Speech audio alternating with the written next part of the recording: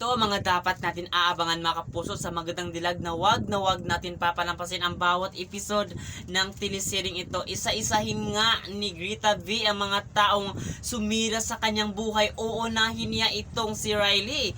Kasi itong si Riley, may sinasaktan siyang empleyado niya at ito nga ang gagamitin ni Grita V para masira ang pagkatao at pangalan ni Riley at doon makukulong siya.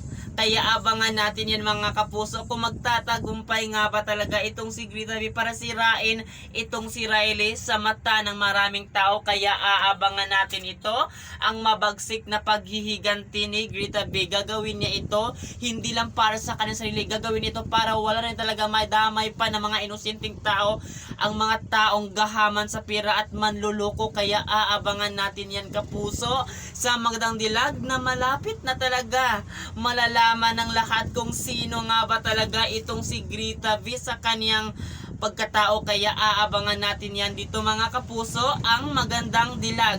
Ngayon itong si Magnus ay talagang ito ang huli talaga na paghigantihan ni Grita V, kasi ito naman talaga ang leader ng panluloko. Kaya siya nasaktan dito dahil nga pinaasa siya ni Jared dahil yun ang inuutos sa kanya ni Magnus. Kaya aabangan natin ito mga kapuso, ang mabagsik na paghiganti ni Grita V at tutulungan talaga siya ng kanyang attorney na boyfriend. Kaya aabangan natin yan dito sa magandang dilag, kasi nga paganda na talaga ang mga pangyayari ng teleseryeng ito na hindi natin inasa na ito ang mangyayari na yan ay dapat natin panoorin dito mga kapuso.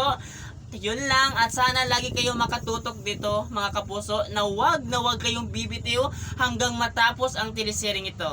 Thank you!